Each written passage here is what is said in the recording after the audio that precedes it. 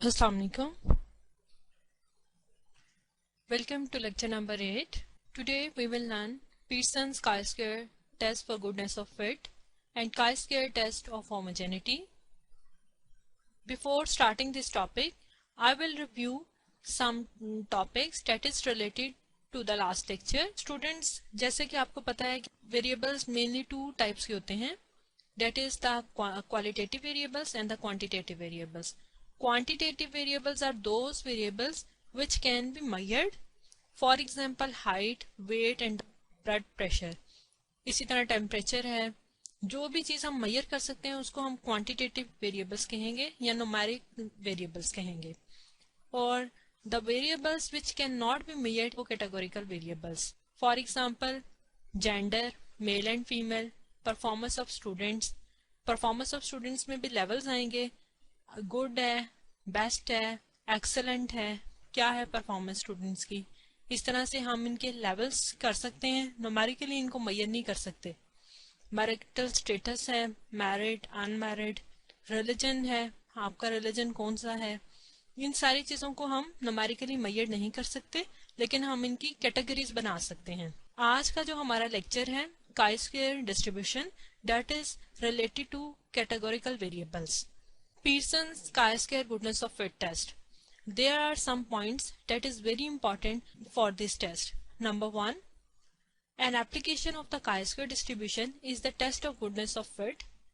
Number 2, the test is applied when you have one categorical variable from a single population.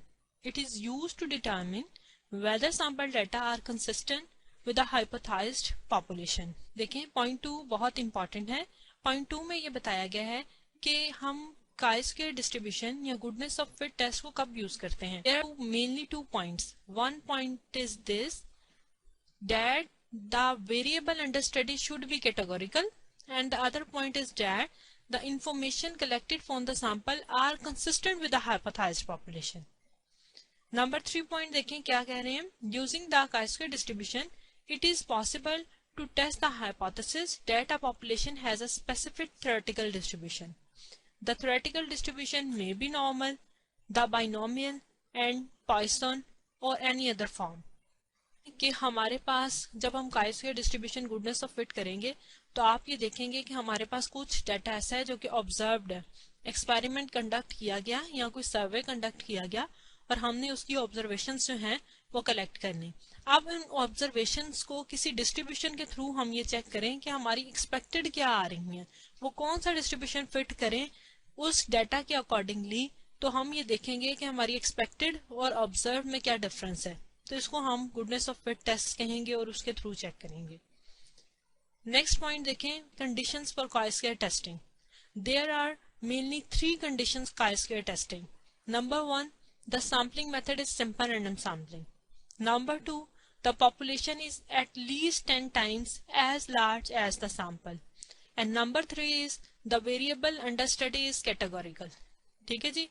पहले point में आपने क्या देखना है कि हमारे पास बहुत सारे सैम्पलिंग डिजाइन होते हैं. सिस्टमैटिक सैम्पल है, क्लस्टर्ड है और नॉन प्रोबेबिलिटी सैम्पलिंग डिजाइन भी होते हैं.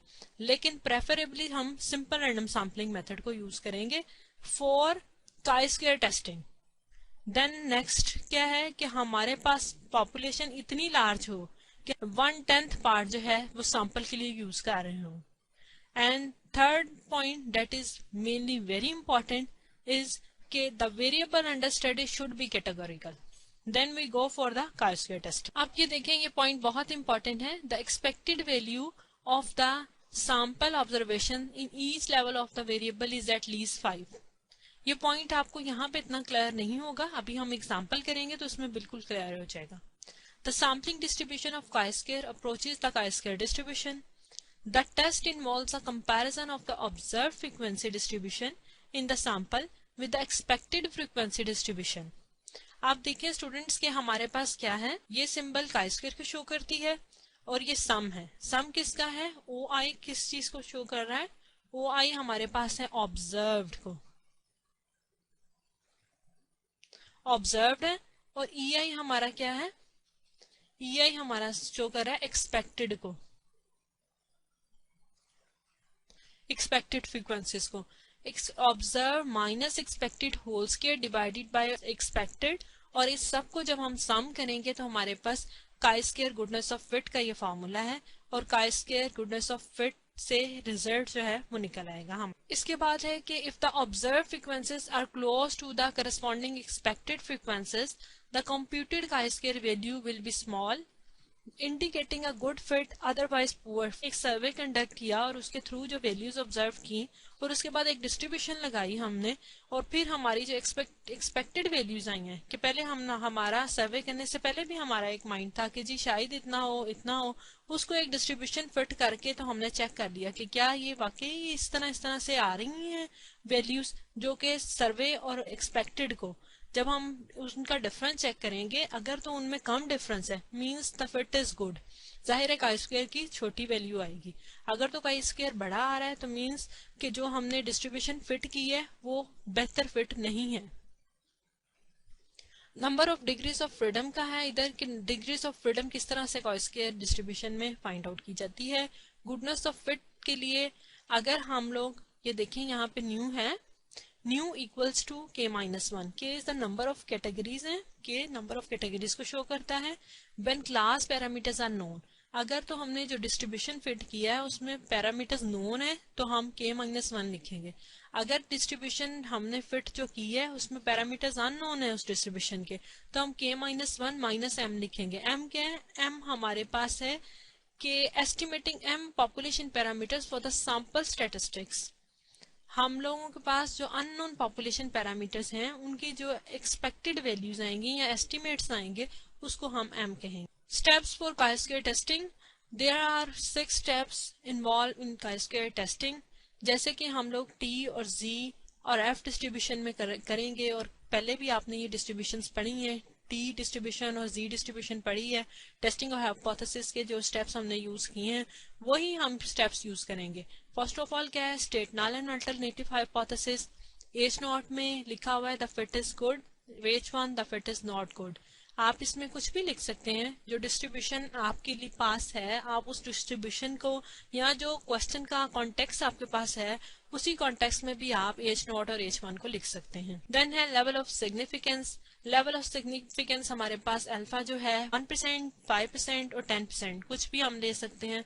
टेस्ट स्टैटिस्टिक्स में हम काई स्क्वायर का ये जो गुडनेस ऑफ फिट का फॉर्मूला है ये अप्लाई करेंगे।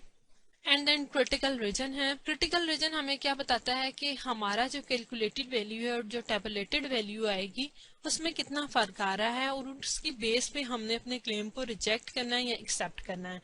यहाँ पे है कि अगर तो हमारे पास पैरामीटर अननोन है तो हम क्रिटिकल रीजन में यानी कि काई स्क्वायर टेबुलेटेड की वैल्यू फाइंड आउट करने के लिए अल्फा के माइनस वन माइनस एम लिख लेंगे। अगर तो नॉन है वैल्यू तो के minus one degrees of freedom लिख लेंगे। इन एक्चुअली ये जो के माइनस वन माइनस एम है वो इक्वल्स टू क्या है? हमारे पास डिग्री ऑफ फ्रीडम है इधर, और इसी तरह से जो है यहाँ पे हमारे पास के minus one degrees of freedom है। कंक्लूजन्स में यही लिखते हैं कि अगर तो हमारे पास कंक्लूजन में काई स्क्वायर कैलकुलेटेड जो है वो ग्रेटर देन आ जाता है काई स्क्वायर टेबुलेटेड से, ये टेबुलेटेड वैल्यू हो जाएगी ना जो क्रिटिकल रीजन में निकलेगी, ये वाली वैल्यू भी और ये वाली वैल्यू भी ये टेबुलेटेड हो जाएंगी जो निकलेंगी हमारी। तो हम क्या कर देंगे फिर? हम इस कंडीशन में कर देंगे रिजेक्ट एच नॉट, यानी जो हमने क्लेम किया है उसको हम रिजेक्ट कर देंगे। और अगर काई स्क्वायर कैलकुलेटेड हमारी लेस देन आ जाती है काई स्क्वायर टेबुलेटेड से तो हम एक्सेप्ट कर देंगे एच नॉट को कि एच नॉट में जो हमने क्लेम किया है वो बात ठीक है। आइए इस कॉन्सेप्ट को एक एग्जांपल के थ्रू समझते हैं। एग्जांपल में है 5 pennies were tossed 1000 times and the number of heads were observed as given below। Number of heads हैं यहाँ पे 0, 1, 2, 3, 4, 5। फ्रीक्वेंसीज हैं 38, 144, 342, 287, 164 एंड 25। ये इस एक्सपेरिमेंट को आप किस तरह से समझेंगे? इस एक्सपेरिमेंट में कहा जा रहा है कि हमारे पास 5 पेनीज हैं। सपोज करें ये हमारे पास 5 पेनीज हैं और इसमें हेड आने की चांसेस को काउंट करना है। हमने ये 5 पेनीज टॉस किए और कुछ इस तरह के रिजल्ट हमारे पास आ गए। ठीक है। तो आप देखें नंबर ऑफ हेड्स कितने हैं, 3 हैं। तो ये किस कैटेगरी में जाएगा, इसमें 287 टाइम्स ऐसी कंडीशन बनी है जिसमें इस तरह का टॉस आई है हमारे पास। उसके बाद अगर हम देखें कि कोई और टॉस है और वो हमारे पास इस तरह से आ रही है, कुछ भी पॉसिबिलिटीज हो सकती है ना हमारे पास कि कोई भी हेड अगर नहीं हुआ, यानी 38 टाइम्स इस तरह की कंडीशन या सिचुएशन बनी है हमारे पास। और इसको इस तरह से डिफरेंट तरीकों से हम देख सकते हैं कि 1000 टाइम ये एक्सपेरिमेंट जो है अकर किया गया है, और इसमें देखें कि कितनी दफा हेड आया और किस तरह से आया। अब इसमें 4 टाइम्स हेड आ गया, यानी 164 टाइम इस तरह की कंडीशन बनी है। ये हम लोगों ने एक्सपेरिमेंट कंडक्ट किया और ये वाली ऑब्जर्वेशंस जो हैं नोट डाउन की, यानी these are the observed frequencies. ये हमारी ऑब्जर्व है। नंबर ऑफ हेड्स के हैं हमारे पास, ये हमारे एक्स है, हम कह सकते हैं ये एक्स है। अब हमने टेस्ट करना है कि whether a binomial distribution gives a satisfactory fit to these data. उसके लिए फर्स्ट ऑफ ऑल हम क्या करते हैं कि उसी तरह से लिख लेंगे अपना नल एंड अल्टरनेटिव हाइपोथेसिस। इसमें लिखा है एच नॉट में the fit is binomial, H1 the fit is not binomial. हम इस तरह से भी लिख सकते हैं H नॉट को, the population distribution is the binomial with n equals to 5 but with parameter p unspecified। क्यों, क्योंकि हमने पैरामीटर p को अभी डिफाइन करना है, उसको अभी कैलकुलेट करना है। जो यहाँ पे हमारे पास डाटा है इसमें p कहीं भी फाइंड आउट नहीं हुआ हुआ। आप ये देख रहे हैं p कहीं फाइंड आउट नहीं किया हुआ, और p को हमने फाइंड आउट करना है। और H1 में हम इस तरह से लिख सकते हैं the population distribution is not a binomial with n equals to 5, क्योंकि n नंबर ऑफ जो हमारे पास ट्रायल्स हैं वो हमें पता है, नंबर ऑफ हेड्स आने के जो हैं चांसेस। देन है level of significance equals to 0.05 है। We use the test statistics that is chi square test, and test statistics वही गुडनेस ऑफ फिट का फॉर्मूला है, वो हम अप्लाई करेंगे। इधर देखें कैलकुलेशंस में फर्स्ट ऑफ ऑल हम क्या करते हैं कि we have to compute the mean. X bar को हमने कंप्यूट करना है। एक्स बार का फॉर्मूला हमें पता है कि sum of F of X divided by sum of F होता है, जो कि डिस्क्रिप्टिव स्टैटिस्टिक्स में आप पढ़ चुके हैं। इसको किस तरह से कैलकुलेट किया जाएगा, ये हमारे पास है एक्स है और ये एफ है। एफ ओ एफ भी से कहा जा सकता है और एफ भी कहा जा सकता है ना, ऑब्जर्व फ्रीक्वेंसीज ही हैं ये, ठीक है जी। इनको एफ ऑफ एक्स का कॉलम बना लेते हैं, इसको अप्लाई कर देते हैं। फर्स्ट 0 आ जाएगा, 144 एंड देन 684, 861, 656 एंड 125। ठीक है जी। अब आप इन सबको कैलकुलेट कर लें, यहाँ पे लिख लें सम ऑफ एफ ऑफ एक्स लिखें, वो आपके पास क्या आ जाता है, और सम ऑफ एफ आप लिख लें, क्या आएगा आपके पास सम ऑफ एफ। इन वाली ऑब्जर्वेशंस को करेंगे तो सम ऑफ एफ इक्वल्स टू आपके पास आ जाएगा, आपको पता 1000 है वो। इधर वैल्यूज पुट कर दें,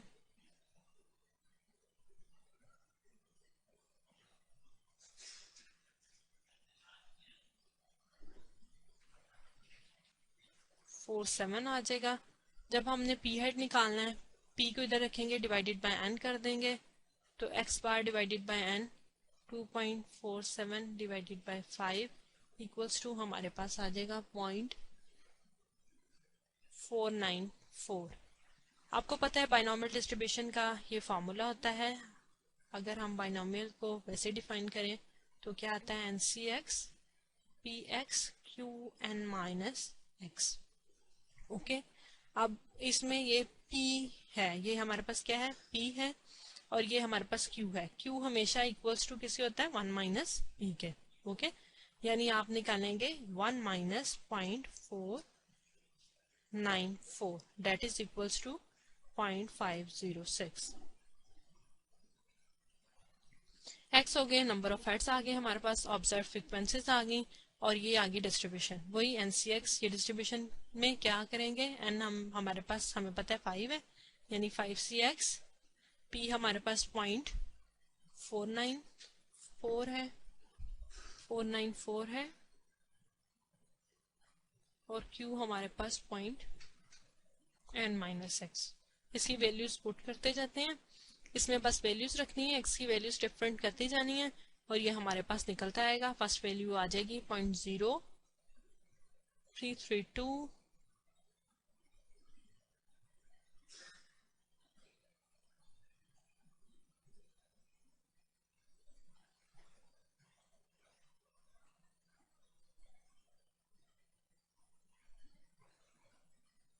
0.1507 आ जाएगा एंड देन आएगा 0.0294। अब n से मल्टीप्लाई कर लें एक्सपेक्टेड निकालने के लिए। n हमारे पास 1000 है, 1000 को इसके साथ फर्स्ट वैल्यू से मल्टीप्लाई करेंगे तो हमारे पास आ जाएगा 33.2 and then 161.9, 316.2 and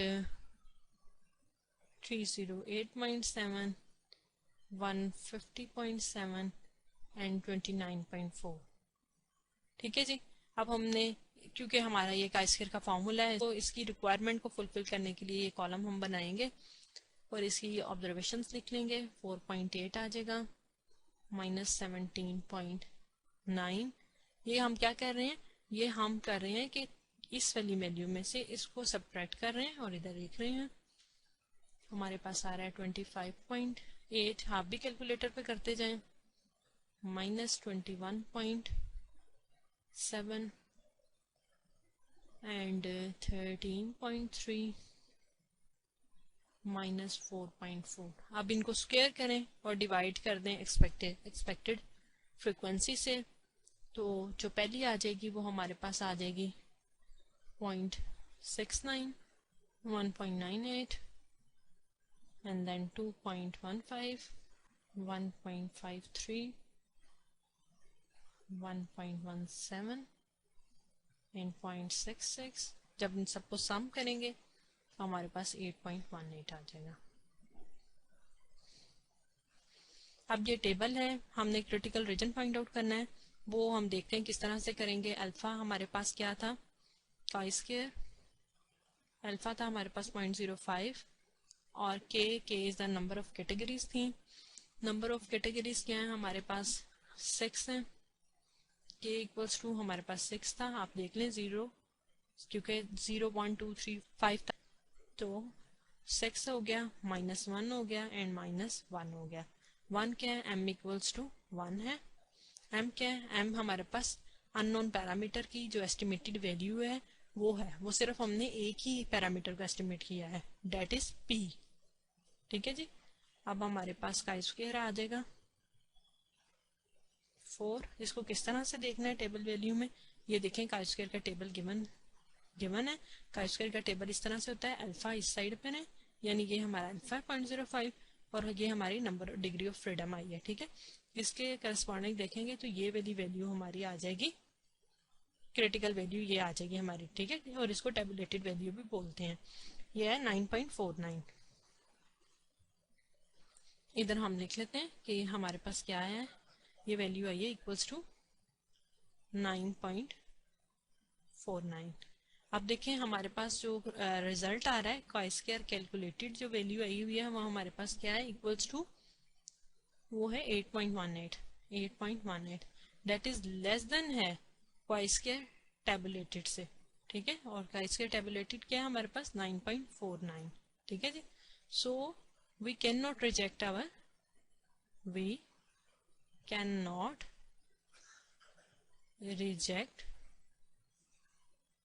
H naught और null hypothesis। और हम ये भी कह सकते हैं कि we are unable to reject our null hypothesis. We may accept the hypothesis that the distribution of the number of heads is a binomial distribution and conclude that the fit of the data is। Next example है, इस example को भी देखें, ये भी goodness of fit से ही related है। A skilled typist on routine work kept a record of mistakes made per day during 300 working days। 100 working days में उसका जो मिस्टेक्स पर डे हो रही हैं वो यहाँ पे मेंशन की गई हैं। सही है, हमने ये टेस्ट करना है, test the hypothesis that x has a Poisson distribution by applying the goodness of fit test by using 0.01 level of significance. अब इसके सोल्यूशन में वही स्टेप्स इन्वॉल्व हैं. सोल्यूशन में फर्स्ट ऑफ ऑल हम करेंगे कि state the null and alternative hypothesis. Null hypothesis में हम ये भी लिख सकते हैं Poisson distribution with mean mu unspecified and the population does not have a Poisson distribution. जैसे हमने ये लिखा है कि the fit is Poisson, the fit is not Poisson. Level of significance इस क्वेश्चन में क्या है? लेवल ऑफ सिग्निफिकेंस हमारे पास है 0.01 है. Test statistics goodness of fit का जो फॉर्मूला है हम वही यूज करेंगे. And in the next step हमने अब क्या करना है? To estimate the value of mu की वैल्यू हमने फाइंड आउट करनी है, क्योंकि हमें पता है कि पॉइसन डिस्ट्रीब्यूशन क्या होता है और पॉइसन डिस्ट्रीब्यूशन को किस तरह से लिखा जाता है. आप देखें वैल्यू ऑफ म्यू हमने फाइंड आउट करनी है. Mu we first compute the mean number of mistakes per day x bar 10. x bar का वही फॉर्मूला है. x बार इन एक्चुअल क्या होता है? जो सैम्पलिंग डिस्ट्रीब्यूशन का x बार होता है वो हमारे पॉपुलेशन के बराबर होता है, पॉपुलेशन पैरामीटर के. पॉपुलेशन पैरामीटर को हम म्यू बोलते हैं. ठीक है जी. इसको हम किस तरह से करेंगे उसी तरह से आप पीछे चले जाएं. इन दोनों को मैंने अभी एग्जांपल में आपको बताया, ये x है और ये आपकी f है. x और f का कॉलम बनाएंगे आप. ठीक है.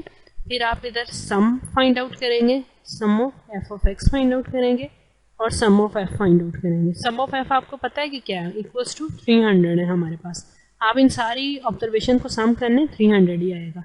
और इस तरह सम ऑफ f ऑफ x आपके पास. जब आप इस कॉलम को फर्स्ट कॉलम को सेकंड कॉलम मल्टीप्लाई करेंगे तो आपके पास ये आ जाएगा. तो टोटल आ रहा है आपके पास 267. क्या आप करेंगे कि 267 डिवाइडेड बाय 300 इक्वल्स टू क्या आपके पास आ जाएगा? 0.89 आ जाएगा. सही है. इसको आप म्यू भी कहते हैं. पॉइसन डिस्ट्रीब्यूशन का फॉर्मूला क्या होता है? पॉइसन डिस्ट्रीब्यूशन हमारे पास होता है equals to E minus mu, mu की power x over x fix. N X हमारे पास 0, 1, 2 अप टू सोन जितनी भी कैटेगरीज शामिल है वो हमारे पास x हो जाएगा. आपकी देखें म्यू हमारे पास क्या आ गया? 0.89 आ गया. ई माइनस म्यू, म्यू की power x over x factorial according to this formula. सही है. अब इसमें इसी तरह से आप स्टेप्स करेंगे लास्ट एग्जांपल की तरह ही. नंबर ऑफ मिस्टेक्स लिखनी, ऑब्जर्व फ्रीक्वेंसीज लिखनी. अब डिस्ट्रीब्यूशन को पहले हमने फाइंड आउट करना है. ये डिस्ट्रीब्यूशन क्या है? पॉइसन है. Probability of x equals to x हमने यहाँ पे फाइंड आउट करनी है. वो फर्स्ट क्या आ जाएगी आपके पास? जब क्या करेंगे? e माइनस म्यू यानी e माइनस 0.89 की पावर 0 ओवर 0 फैक्टोरियल. तो आपके पास फर्स्ट जो वैल्यू आएगी वो आएगी 0.4106. इसी तरह से ये सब आती जाएंगी x की वैल्यू चेंज करके. लास्ट फार्मूला में आपने इसको रखना है. इसका जो फार्मूला है ना, ये इसका फार्मूला मैं लिख देती हूँ. ई माइनस म्यू, म्यू की power x over x factorial. Mu आपको पता है कि आपके पास क्या है? म्यू इक्वल्स टू आपके पास जो आया है वो आया है 0.89 आया है. और x की डिफरेंट वैल्यूज़ हैं. These are x. ये x की आपके पास वैल्यूज़ हैं. इनको इस फार्मूला में पुट करके ये मैं वैल्यूज फाइंड आउट कर रही हूँ.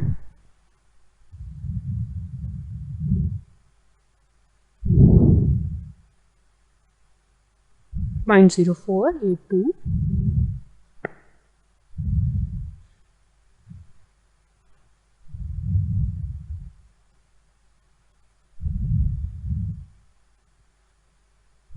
अब आपने n से मल्टीप्लाई कर देना है. n आपके पास क्या है? 300.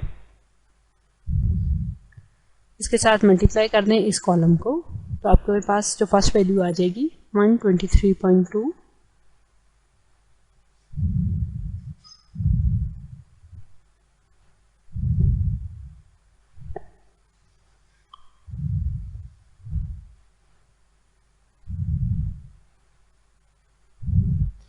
यहाँ आप एक बात नोट करें कि आपको मैंने जब काम करवा रही थी तो मैंने आपको कहा था कि आप चले हम पीछे चले जाते हैं, एक स्टेप पीछे चले जाएं काफ़ी.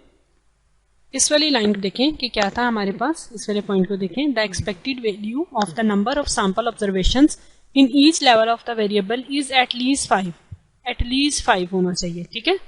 अब आप इधर आए, जो अभी हमने कॉलम बनाया है उसमें देखें, अभी देखें जो हमने कॉलम बनाया उसमें देखें कि ये कॉलम बन गया है।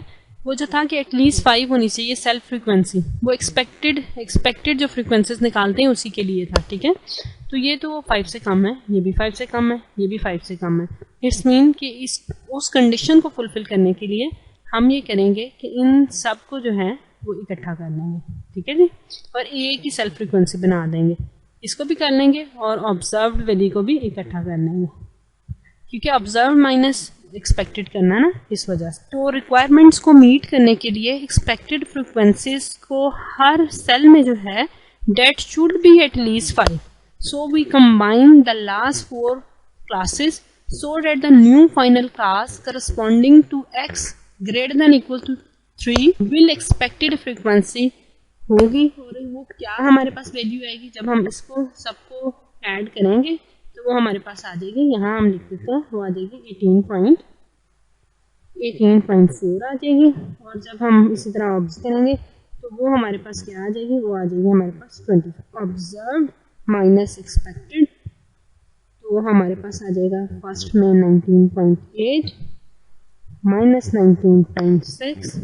पता है आपको इस माइनस से हमें फर्क नहीं पड़ा, क्योंकि हमने नेक्स्ट में स्क्वायर ही करना है। अब क्या होगा, अब यहाँ क्या आएगा 25 माइनस 18.4, ठीक है जी, क्योंकि हमने उन सबको कंबाइन कर लिया, दैट इज इक्वल्स टू 6.6।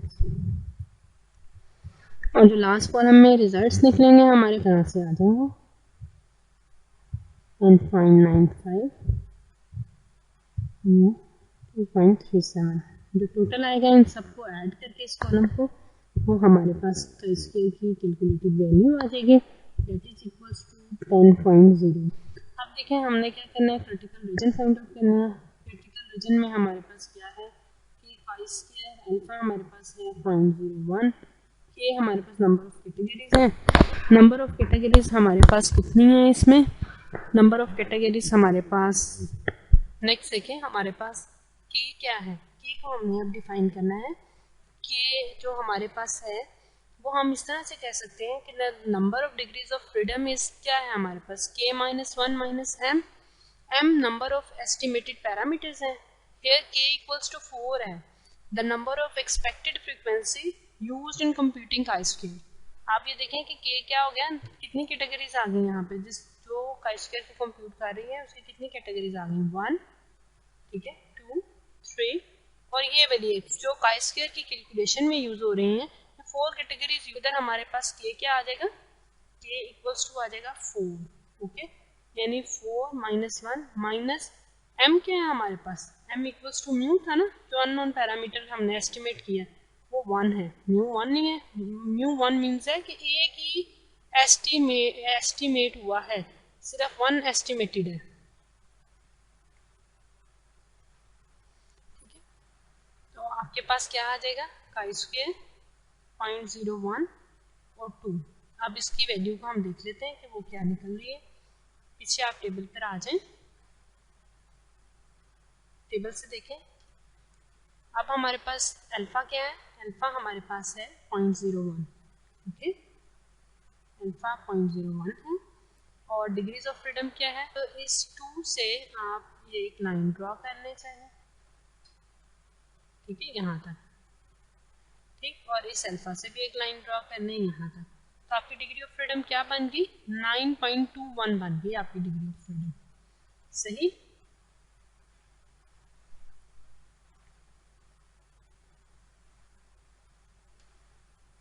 इधर हम लिखेंगे अपनी डिग्री ऑफ फ्रीडम 9.21। अब हमारे पास जो काई स्क्वायर कैलकुलेटेड आई थी वैल्यू, काई स्क्वायर कैलकुलेटेड आई थी, वो इक्वल्स टू किसके थी, काई स्क्वायर कैलकुलेटेड वैल्यू हमारे पास आई थी 10.01 के, ठीक है। अब देखें कि जो काई स्क्वायर की कैलकुलेटेड वैल्यू है यानी 10.01 इज ग्रेटर देन है 9.21 से, ठीक है। सो we can conclude that we reject our null hypothesis,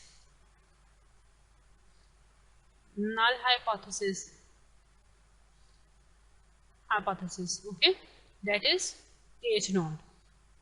और हम ये भी कह सकते हैं कि we may conclude that the Poisson distribution is not a good fit to the data, कि Poisson distribution is not a good fit या fit is not good, or simply we can say fit is not good. ये जो हमने Poisson distribution को रख के fit किया है not good, वो fit good नहीं है. The next topic is test of homogeneity. This test is different from the goodness of fit test. The test is applied to a single categorical variable from two different populations. It is used to determine whether frequency counts are distributed identically across different populations. For example, हम एक इस तरह का survey conduct कर लेते हैं कि हम टीवी के प्रोग्राम के बारे में प्रेफरेंसेस पूछते हैं, तो हम दो पॉपुलेशन सेलेक्ट कर लेते हैं इसमें से mail and female, and then we could use a chi-square test for homogeneity to determine whether male viewing preferences differed significantly from female viewing preferences. कि क्या difference इसमें आ रहा है. There are mainly 4-5 tests in which it is described how homogeneity is different from goodness of fit. Number 1, null and alternative hypothesis. जो नल और alternative hypothesis को state करने का तरीकाकार है वो डिफरेंट होगा. chi-square टेस्ट स्टेटिस्टिक्स जो हम यूज कर रहे होंगे टेस्ट ऑफ होमोजेनिटी में वो डिफरेंट है. एक्सपेक्टेड फ्रीक्वेंसीज जो हम फाइंड आउट करेंगे उनको फाइंड करने का तरीकाकार डिफरेंट है. chi-square distribution and degrees of freedom इसकी डिफरेंट है. हमने जो उसमें डिग्रीज ऑफ फ्रीडम यूज की है वो न्यू इक्वल्स टू k-1 था या new equals to k-1 - m था, इसमें हम डिफरेंट यूज करेंगे. Condition for test of homogeneity, condition of test of homogeneity that may or may not be the same. जो major difference है वो आप देखें कि goodness of fit test हमें क्या बताता है. In the goodness of test we determine whether the population proportions are very different from hypothesized population proportions. यानी हम ये देख रहे होते हैं कि जो हमारे पास population proportions हैं क्या वो hypothesized population से different है. And homogeneity test determines whether the two populations that are sorted into categories are share the same proportions or not. कि जो two populations हैं उन दोनों का आपस में proportions के difference को check करना है. तो हम इसको इस तरह से समझ सकते हैं कि जैसे one sample t test है.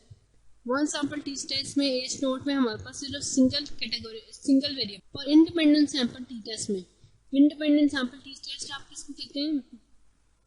इसमें जब एज नोट लिखते हैं हम तो एज नोट इक्वल्स टू क्या लिखते हैं हम mu equals to 0, mu equals to 263 या समथिंग कुछ भी हम लिख सकते हैं.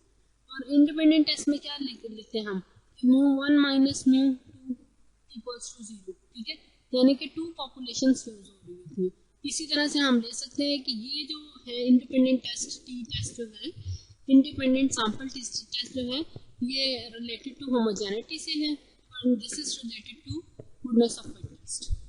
मेन डिफरेंस आपको समझ आना चाहिए कि दोनों में हम सिंगल कैटेगोरिकल वेरिएबल को ही अंडरस्टडी होगा, लेकिन सिंगल कैटेगोरिकल वेरिएबल ही अंडरस्टडी होगा, लेकिन उसमें सिर्फ एक पॉपुलेशन को अंडरस्टडी किया जाएगा test of goodness of fit में, और टेस्ट ऑफ होमोजेनिटी में two population. Second condition for test of homogeneity. Test of homogeneity is appropriate when the following conditions are met. Number 1, for each population The sampling method is simple and unsampling. Goodness of fit test में भी यही condition थी कि एक ही population के लिए, क्योंकि हमारे पास पॉपुलेशन एक है तो उसमें जो हम सैम्पलिंग टेक्निक यूज करेंगे वो सिंपल एंड अनसैम्पलिंग होगी. अब हमारे पास टू पॉपुलेशंस हैं तो हम टू पॉपुलेशंस के लिए जो भी दोनों के लिए सैम्पलिंग टेक्निक्स यूज करेंगे that must be simple and unsampling. Next, each population is at least 10 times as large as the sample. वही ये कंडीशन है, लेकिन ये this is specific for the two populations. If sample data are displayed in a contingency table, the expected frequency count for each cell on the table is at least 5. This is the similar. ये बिल्कुल similar है goodness of fits के साथ ही. Conditions almost जो है similar हैं लेकिन updated हैं as per the homogeneity conditions. The variable under study is categorical. इसमें भी variable जो है वो categorical होना जरूरी है. एग्जाम्पल से इस कॉन्सेप्ट को समझने की कोशिश करते हैं. In a certain community a random sample of 50 men and other sample of 50 women over 21 years of age were asked about their educational background, classified as junior high, senior high and or college. The results are, देखें जी, जो mail हैं juniors में, junior high में वो 13 है, female 23 है। इसी तरह से सीनियर हाई में मेल 25 है, फीमेल 20 है। और कॉलेज गोइंग में मेल 12 है और फीमेल 7 है। Test whether the two samples are homogeneous in respect of educational levels. Solution में जो फर्स्ट स्टेप है, जो हम हाइपोथेसिस टेस्टिंग के स्टेप्स हैं वो एज इट इज 6 स्टेप्स आएंगे। गुडनेस ऑफ फिट टेस्ट कर रहे हो, पी टेस्ट कर रहे हो, सी टेस्ट कर रहे हो, और इसी तरह से हम टेस्ट ऑफ होमोजेनिटी में भी यही 6 करेंगे। एज नॉट में क्या है, the two samples are homogeneous, the two samples are not homogeneous, क्योंकि हमने टेस्ट ही इस चीज को करना है। आप ये देखें यहाँ लिखा है कि test whether the two samples are homogeneous, यानी ये स्टेटमेंट जो है ये हमारी एज नोट है कि ये होमोजीनियस है या नहीं है, ये हम H1 में इसको चेक करेंगे। Level of significance alpha is equal to 0.05 है।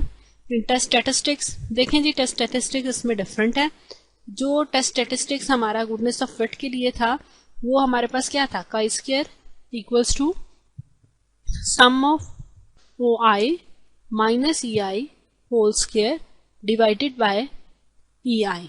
ठीक है जी, आप ये देखें इसमें क्या है, N square A B sum of A I square over A I minus a square over N.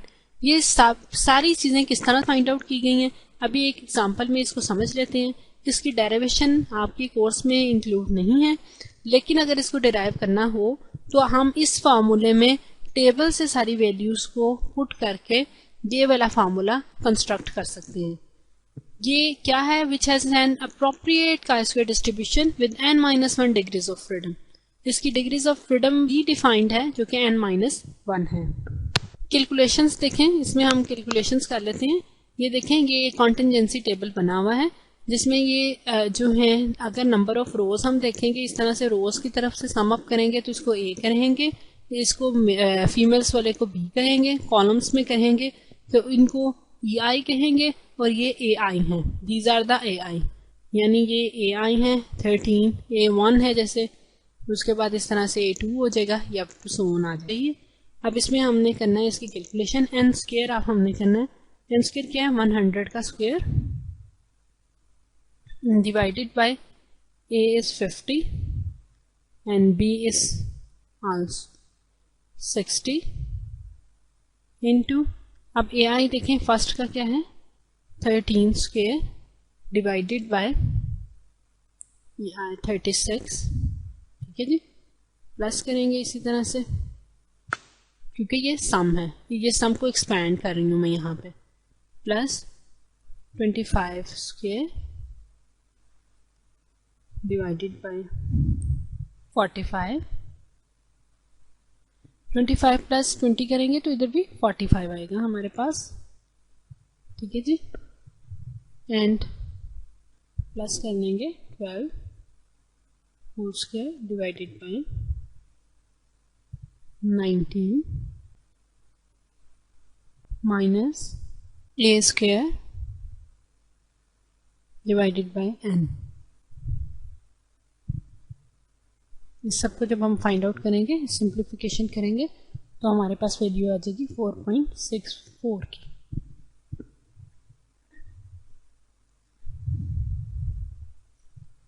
This is सी आई, इसको सी से डिनोट करते हैं, सी आई। ये थोड़ी सी टाइपिंग मिस्टेक है, सी आई। ओके, ये हमारे पास वैल्यू आ गई। अब हम काई स्क्वायर की कैलकुलेटेड वैल्यू जो है ये आ गई काई स्क्वायर की, और जो टेबुलेटेड वैल्यू इसमें chi square alpha r-1 c-1 भी लिख सकते हैं। r नंबर ऑफ रोज को शो करता है, r शो करता है रोज को, और c शो करता है कॉलम्स को। और वैसे भी इसकी जो काई स्क्वायर की है वो होता है chi square alpha n-1। n क्या है, नंबर ऑफ कैटेगरीज हमारे पास, तो हमारे पास n-1 क्या है, डेट इज इक्वल्स टू 2 आ जाएगा ना, 3-1 है। ये 3 कैटेगरीज है हमारे पास, 1, 2 एंड 3। ठीक है, तो इसका 3-1 इक्वल्स टू क्या आ जाएगा हमारे पास, 2 आ जाएगा। सही, नेक्स्ट देखिए हम क्या करते हैं कि इसका कंक्लूजन फाइंड आउट करना है कि काई स्क्वायर कैलकुलेटेड जो हमारे पास वैल्यू आई है वो इक्वल्स टू आई है 4.64 आई है, और जो काई स्क्वायर टैबुलेटेड वैल्यू आई है, टैबुलेटेड वैल्यू जो आएगी वो किस तरह से आएगी, काई स्क्वायर टैबुलेटेड इक्वल्स टू होगी ना काई स्क्वायर अल्फा हमारा था 0.05 और जो डिग्रीज ऑफ फ्रीडम आया वो हमारे पास 2 आया। उसमें जब हम देखेंगे, आपको टेबल वैल्यू से मैंने देखना बता दिया लास्ट एग्जांपल्स में, तो वो आएगी 5.99। तो हमारा जो काई स्क्वायर कैलकुलेटेड है वो लेस देन है काई स्क्वायर टैबुलेटेड से। So we can not reject our H0। तो हम ये कंक्लूजन आ सकते हैं that the two samples are homogeneous in respect of education levels।